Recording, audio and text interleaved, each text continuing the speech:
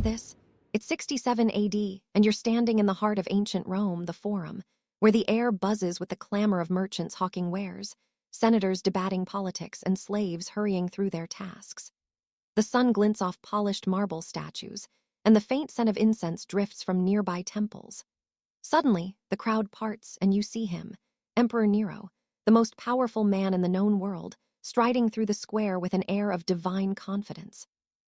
Beside him walks a figure draped in shimmering silken robes, adorned with jewels that catch the light like stars. She moves with deliberate grace, her every gesture polished, and she's introduced as his new wife, Sabina.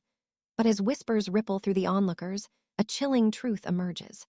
This empress was once a boy named Sporus, transformed through unimaginable cruelty to serve as a living echo of Nero's lost love. What you're witnessing isn't just a marriage. It's one of the most disturbing acts of psychological and physical abuse in recorded history. Before we plunge into this haunting tale of survival and suffering, I want to invite you to join me on this journey through the shadows of the past. If you're captivated by the hidden truths of history, hit that like button to show your support, share this story with others who crave these forgotten narratives, and subscribe for more deep dives into the moments that shaped our world.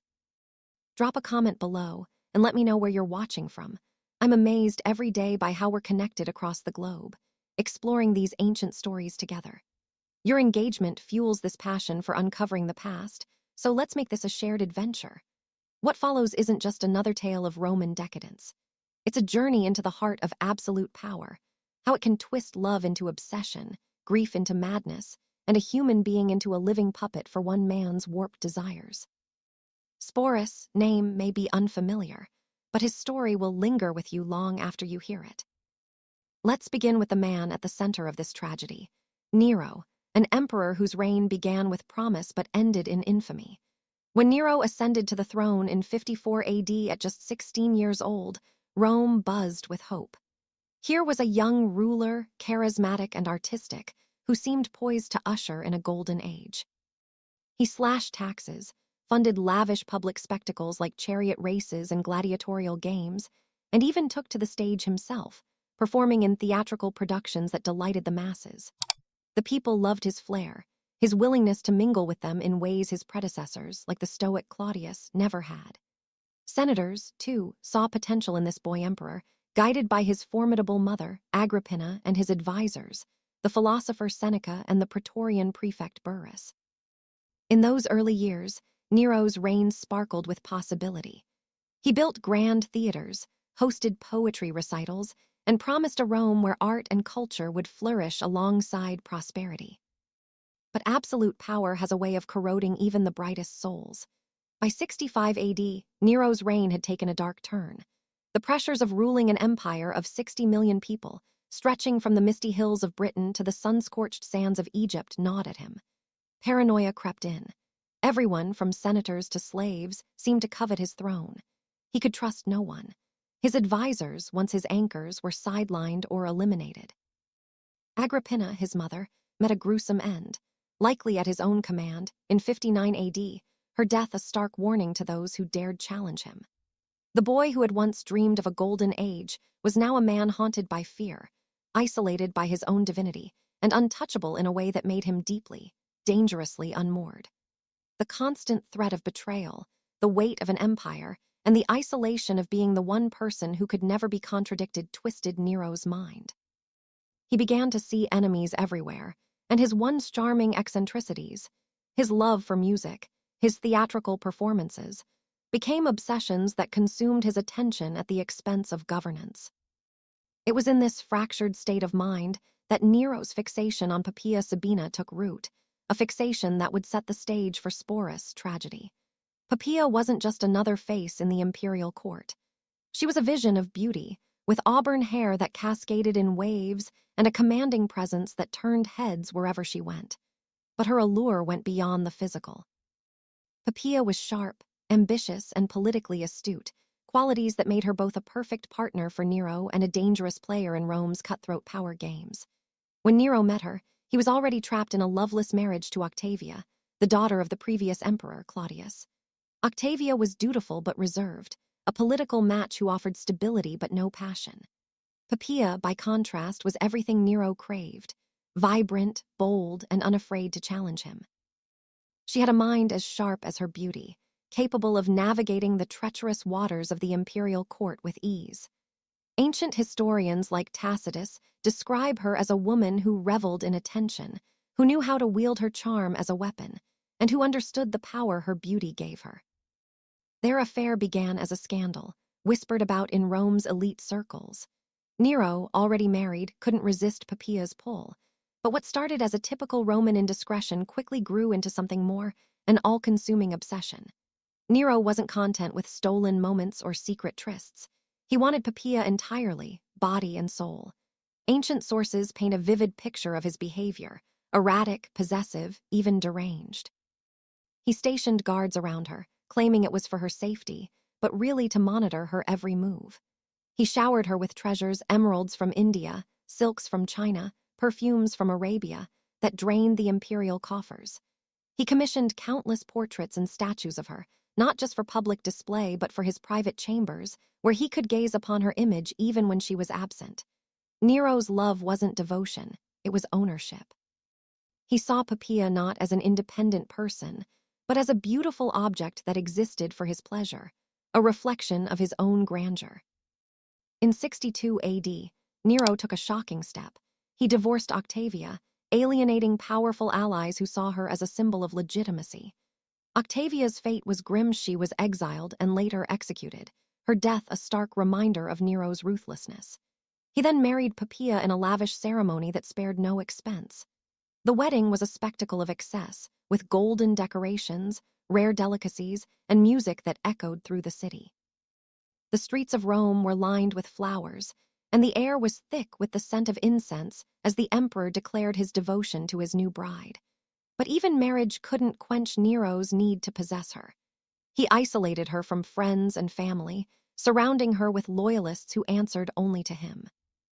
Poppaea, for her part, played the game masterfully. She used her influence to secure positions for her allies, building a network that might protect her if Nero's volatile affections ever faltered. She was no passive ornament. She was a strategist, aware that her beauty and Nero's obsession gave her unprecedented power, but also that this power came with enormous risks. Poppaea's fatal flaw, however, was her refusal to bow to Nero's every whim. Unlike the sycophants who populated the imperial court, she retained her independence of spirit. She argued with him over policy, critiqued his theatrical performances, and even mocked his artistic pretensions when she felt they were subpar. Her boldness was part of what drew Nero to her, but it also made her a target. The details of what happened on that fateful day in 65 AD are murky, as ancient sources like Tacitus and Suetonius offer conflicting accounts, but the outcome is undeniable. During a heated argument, some say over Nero's late nights at the chariot races, others over his obsession with the stage, Poppaea pushed too far. She was pregnant with their second child, a fact that may have made her less patient with Nero's increasingly erratic behavior. Tacitus claims she criticized his priorities, accusing him of neglecting his duties as a husband and father-to-be. Whatever the trigger, Nero's temper exploded. In a moment of uncontrolled rage, he struck her. Some sources describe a single, brutal kick to her abdomen. Others suggest a sustained assault that left her bleeding on the palace floor. The blow or blows proved fatal. Poppaea, the woman Nero had worshipped, died within hours along with their unborn child. The emperor, who commanded legions and was revered as a god in the eastern provinces, was powerless to undo what he had done. Imagine Nero in that moment, his world collapsing around him. He threw himself onto Poppaea's body, weeping and pleading for her to live, as if his imperial will could defy death itself. He summoned Rome's best physicians, offering riches for a miracle and threatening torture if they failed. But no amount of wealth or power could bring her back. Poppaea was gone, and with her, the last tether to Nero's sanity snapped. Nero's grief wasn't just mourning, it was a descent into madness.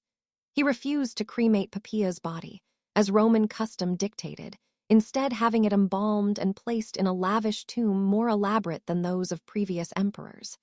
He declared her a goddess, establishing a cult in her honor and spending hours speaking to her corpse as if she could still hear him. The imperial court became a surreal theater of denial, where courtiers were forced to speak of Poppaea in the present tense and leave her seat empty at banquets. Any suggestion that Nero move on was met with exile or execution. The emperor's mind had fractured, and his obsession with Poppaea only deepened in her absence. He began to reshape reality itself, clinging to the fiction that she was still with him, that her death was a temporary inconvenience he could somehow undo. It was in this fractured state that Nero first noticed Sporus, a young freedman in the imperial household. And here, the story takes its darkest turn. Sporus was likely 14 or 15, born into slavery but freed as a child and raised within the palace walls. As a freedman, he held a precarious position of privilege. Educated for administrative duties, he enjoyed better conditions than many freeborn Romans of the lower classes, but his status depended entirely on imperial favor. Freedmen could rise to great influence, managing vast estates or advising emperors, but they were also vulnerable, with no legal protections against the whims of the powerful. They could be elevated or destroyed on a word, their lives a delicate balance of opportunity and peril. What drew Nero's attention wasn't Sporus' skills or intellect. It was his face. Ancient sources like Dio Cassius and Suetonius note his striking resemblance to Poppaea, particularly in his delicate features, high cheekbones, and expressive eyes. To a Roman mind steeped in superstition, this similarity wasn't just coincidence. It was a sign, perhaps even a divine message. To Nero, it was something more, a chance to resurrect the woman he had destroyed. The emperor's broken mind latched onto this resemblance with terrifying clarity. Here was a way to undo the irreversible, to bring Poppaea back in a new form. Of course, there was one obvious problem. Sporus was male. But to a man who believed himself a god, who had spent months conversing with a corpse, changing someone's gender seemed like a minor obstacle. What followed was one of the most calculated acts of cruelty in recorded history. Nero didn't just order Sporus to dress as a woman. He decided to make the transformation permanent. He summoned Rome's best physicians and commanded them to perform a surgical procedure to feminize the young man, a brutal and dangerous operation that carried a high risk of death from infection or blood loss. This wasn't just mutilation. It was the systematic destruction of Sporus' identity as a human being. The procedure, likely a form of castration or worse, was performed in the imperial palace, in quarters specially prepared for the purpose. Ancient surgical techniques were primitive, relying on crude instruments and minimal anesthesia, often just wine or opium to dull the pain. Sporus would have been restrained by guards, his screams echoing through the marble halls as physicians approached with their tools, knowing his pleas would go unheard. The surgery was excruciating, lasting hours with significant risk of death. Even if Sporus survived, he would be forever changed, physically, emotionally, and socially. He would never father children, never experience normal relationships, and never be considered fully male by Roman society, which placed immense value on traditional gender roles. The procedure stripped him of his future, his autonomy, and his place in the world. But Nero's plan went far beyond the physical. Once Sporus recovered, a process that likely took weeks or months of agony, the emperor announced something that shocked even Rome's jaded aristocracy. He would marry the young man in a full imperial wedding ceremony, presenting him as Sabina, the new empress, named after Poppaea herself. The preparations were meticulous and consumed vast resources. Sporus was moved to special quarters in the palace, where a team of servants transformed him into the image of a Roman empress. Imperial seamstresses crafted an entire wardrobe of gowns designed to flatter his altered physique and conceal any remaining masculine traits. The dresses were made of the finest silks, dyed in vibrant hues of purple and gold, colors reserved for royalty. Master jewelers created ornaments specifically for him, many incorporating gems that had once belonged to Poppaea herself, emeralds, sapphires, and pearls that served as tangible links to the dead woman he was forced to replace. These weren't just accessories, they were shackles, binding him to a role he hadn't chosen. Makeup artists taught Sporus techniques to feminize his features, showing him how to use kohl to accentuate his eyes, rouge to add color to his cheeks, and powders to soften the angles of his face. These lessons weren't just about appearance. They were exercises in erasing his original identity. Hairdressers instructed him in the elaborate styling techniques favored by aristocratic Roman women, cutting and curling his hair into complex patterns adorned with golden pins and jeweled combs. The process could take hours each day, requiring multiple servants and heated metal tools that singed the air with their heat. But perhaps the most psychologically devastating aspect was the training in feminine behavior. Tutors were assigned to teach Sporus how to walk, sit, and gesture in ways deemed appropriately ladylike. He learned to hold his hands delicately, to position his feet with grace, to arrange his clothing when seated, and to move through space in a way that conveyed elegance rather than strength. Voice coaches worked tirelessly to alter his speech, teaching him to speak in higher tones and adopt the linguistic mannerisms associated with feminine discourse. This was perhaps the most challenging task, as vocal patterns are deeply ingrained and difficult to change consciously. Every lesson was a reminder that his identity was being stripped away, piece by piece. Can you imagine the psychological torture of this transformation? Every morning, Sporus looked into mirrors that reflected a stranger wearing his face.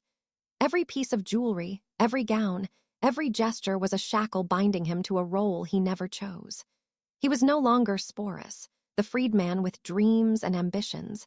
He was Sabina, a living doll created to fulfill Nero's fantasy.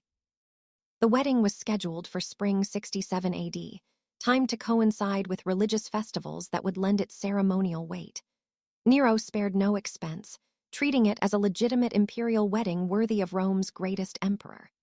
The ceremony took place in the largest hall of the palace, decorated with imported flowers, roses from Persia, lilies from Egypt, and illuminated by thousands of oil lamps that cast a warm, flickering glow.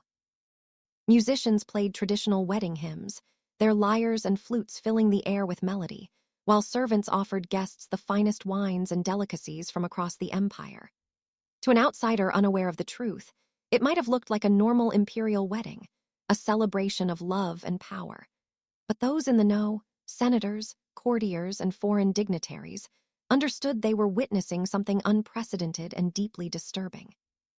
Here was the most powerful man in the world, publicly marrying a surgically modified teenage boy dressed as his dead wife. The ceremony followed all the traditional Roman rituals: the exchange of vows, the joining of hands, the sharing of sacred bread, and the signing of legal documents that made the union official. Guests played their parts with practiced skill, offering congratulations and lavish gifts while maintaining an air of joy. But the atmosphere must have been thick with tension, barely concealed horror, fascination, and the nervous energy of participating in something fundamentally wrong. Sporus, now Sabina, stood at the center of this grotesque theater, his face painted, his body draped in silks, his every movement a performance of a role he hadn't chosen. What must he have felt, standing before hundreds of Rome's elite, knowing they saw him not as a person but as a symbol of Nero's madness? Following the wedding, Nero treated Sporus exactly as he would a legitimate empress. He was given his own household staff, luxurious quarters within the palace, and an income from the imperial treasury. He had his own litter for travel, carried by slaves through Rome's crowded streets, and a retinue of attendants to accompany him. But this apparent luxury came at a terrible price: the complete erasure of his original identity and the constant performance of a psychologically devastating role. Sporus was expected to accompany Nero to public functions, sit beside him at state dinners, and play the devoted wife in every interaction. Nero genuinely seemed to believe he had resurrected Poppaea. He called Sporus by her name, Sabina, and spoke to him as if he were her, reminiscing about memories they had never shared and expecting responses that maintained the elaborate fiction. For Sporus, every day was a high-stakes performance where a single misstep could mean death. He had to remember not just how to look and act like a woman, but how to respond as if he were Poppaea herself.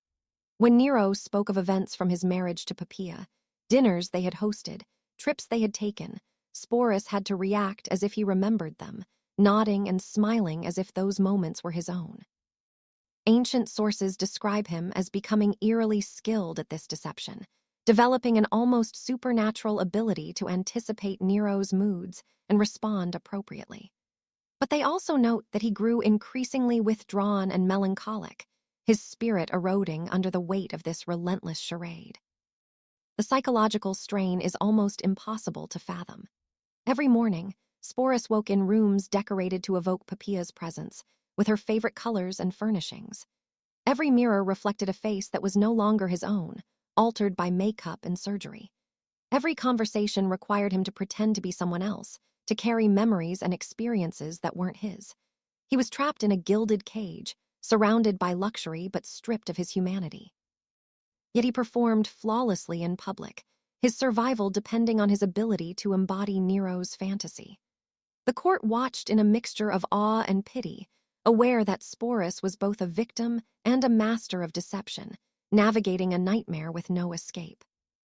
In 67 AD, Nero's obsession with his own artistry led him to embark on a tour of Greece, where he intended to compete in festivals and showcase his talents as a musician and actor. Sporus, as the Empress Sabina, accompanied him, displayed to foreign dignitaries as the embodiment of Roman elegance. Imagine the confusion of Greek aristocrats, trying to make sense of their conqueror traveling with a teenage boy dressed as a woman, demanding that everyone treat this fiction as reality.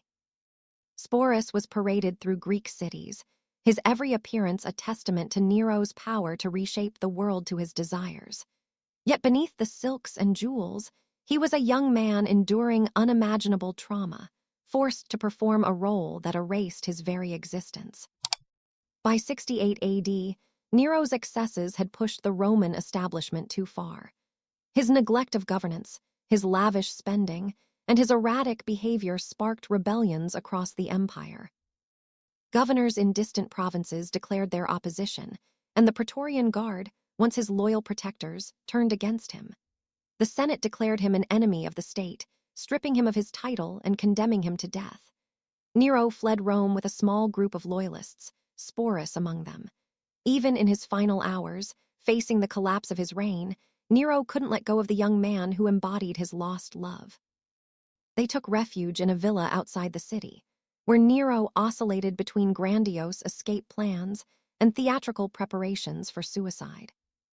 As enemies closed in, Nero chose death over capture, taking his own life in June 68 AD. His suicide left Sporus in an impossibly vulnerable position. As a visible symbol of Nero's reign, he was both a valuable prize and a dangerous liability. What followed was perhaps even more tragic than his years under Nero. Sporus became a political pawn, passed from one powerful man to another like a piece of property. First, he was claimed by Nymphidius Sabinus, a Praetorian prefect who briefly vied for power. Then he fell into the hands of Otho, Nero's successor, who continued to treat him as Sabina, dressing him as a woman and calling him by Poppaea's name. Finally, he was taken by Vitellius, the next emperor in the chaotic year of the four emperors. Under Vitellius, Sporus' nightmare reached its ultimate conclusion. The new emperor decided to use him for public entertainment in the Colosseum, planning a reenactment of mythological scenes involving violence and sexual humiliation. For Sporus, this was the final degradation, to be displayed before thousands of Romans, stripped of any remaining dignity for their amusement. Faced with this unbearable prospect, Sporus made the only choice that was truly his own in years. Sometime in 69 AD, likely at the age of 20, he took his own life, probably by poison. In death, he escaped the grotesque theater that had consumed his existence. Sporus' story is more than a footnote in Roman history. It's a haunting testament to the human cost of absolute power. Ancient historians like Suetonius and Dio Cassius used his tale as a symbol of imperial decadence, but they paid little attention to Sporus as a person. What makes his story so devastating isn't just the physical abuse he endured, but the systematic erasure of his identity and agency. From the moment Nero noticed his resemblance to Poppaea, Sporus ceased to exist as an individual. He became a canvas for the emperor's twisted fantasies, his body and soul reshaped to fit a role he never chose. Yet his final act, choosing death over further humiliation, suggests that some spark of his original self survived. His suicide was both a tragedy and a defiance, a refusal to be degraded further, even at the cost of his life. Tragically, we know almost nothing about who Sporus was before his transformation. What were his hopes, his dreams, his ambitions? Did he imagine a life of service in the imperial household, perhaps rising to a position of influence? All of that was erased when he became Nero's living doll, replaced by a performance so complete that his original identity vanished entirely. The boy who was forced to become an empress, who endured years of psychological and physical torment, who chose death over further degradation, deserves to be remembered not as a curiosity, but as a testament to both human cruelty and human resilience. As we reflect on this story, let's pause to honor Sporus' strength. Across 2,000 years, his tale reminds us that behind every narrative of imperial grandeur lie individual stories of suffering and survival. These are the voices history often forgets, but we can give them life by sharing their stories. So, if this tale moved you, hit that like button, share it with others who need to hear it, and subscribe to keep these forgotten stories alive. Comment below with your thoughts. What does Sporus' story mean to you? Where are you watching from? Let's keep this conversation going, connecting across time and space to uncover the truths of the past. Sporus' final act was a reclaiming of his agency, a choice to define his own fate. Let's honor that by remembering him, not as Nero's creation, but as a person who endured the unimaginable and, in the end, made the only choice he could.